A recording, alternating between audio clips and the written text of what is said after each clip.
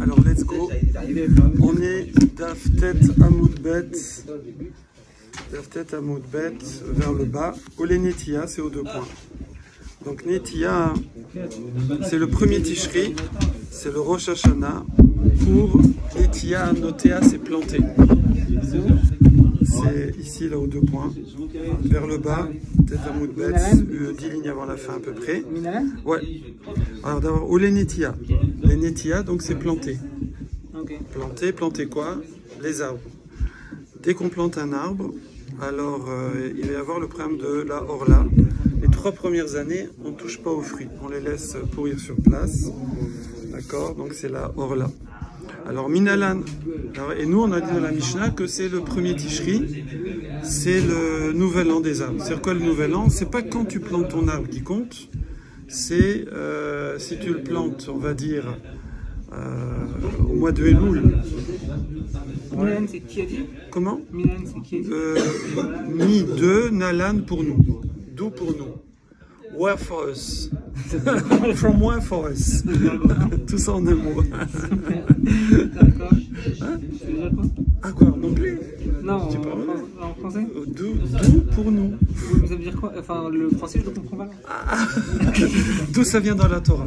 Ah, ok. Enfin, ouais, toujours. Quand on dit d'où ça vient, c'est toujours de la Torah. Alors, voilà, ça c'est une base. C'est que le but de la Gemara, le chumash, c'est codé. Des fois, on peut lire la halacha comme ça, mais en général, c'est codé. Et après, la Mishnah, c'est plus ou moins la halacha. C'est pas la halacha. Il y a une Gemara qui dit que les Baalé Mishnah, les Baalé Gemara, ils se moquent des Baalé Mishnah. C'est-à-dire ceux qui connaissaient la Gemara, parce qu'avant il n'y avait pas les Gemara, il fallait aller au Beth Midrash. Alors ils se moquaient de ceux qui ne connaissaient que la Mishnah. Parce que dans la Mishnah, on a l'impression que la halacha elle est tranchée, mais elle n'est pas tranchée en vérité. Et il faut après discuter, il faut approfondir. Et donc, et la Gemara, elle va faire le lien entre la Mishnah, qui est la Torah orale, elle va chercher la halacha, et la Torah écrite. Elle va refaire le lien entre la Torah orale et la Torah écrite. Check, brother. Check. Voilà. Ok. Donc toujours quand on dit Minalan, voilà.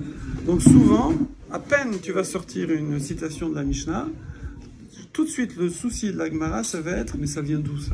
Ça vient d'où dans le Chumash, dans les Psukim? Et après, l'autre souci, ça va être la cohérence par rapport à d'autres enseignements. Donc il y a deux gros soucis. C'est d'où ça vient dans la Torah écrite. Et est-ce que c'est cohérent avec une autre Braïta, une autre Mishnah? Tu vois, voilà. Ça va être le souci. Voilà. Donc, Minalan, d'où est-ce que ça vient? Alors, Dirtiv, tout de suite, on va dire après, on va répondre toujours par Dirtiv. C'est écrit, Katouv. C'est la Torah écrite. Dirtiv, Shalosh Shanim, Ye Lachem Arelim. 3 ans, ce sera pour vous, Arel. Arel, ça veut dire tu laisses, tu touches pas. Oui, hors la loi. Ouais. Et il y a le verset, c'est le verset suivant. Ouais, dans Vaïkreux, c'est marqué ou Bashana Arevit.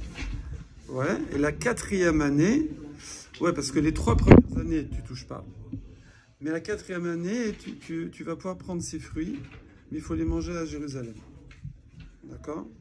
Yé kol pirio kodesh, donc chaque fruit va être kadosh. Je crois pas que vous ayez ça c'est la suite du verset.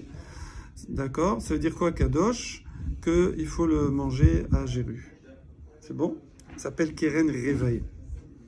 Et la 5e année, ça y est, c'est libre. Il faudra quand même prélever les maasrot et tout, mais il n'y a plus, comment ça s'appelle? Il n'y a plus là. Bon? Alors voilà, il y en a une dizaine qui sont arrivés en retard, là, donc on reprend.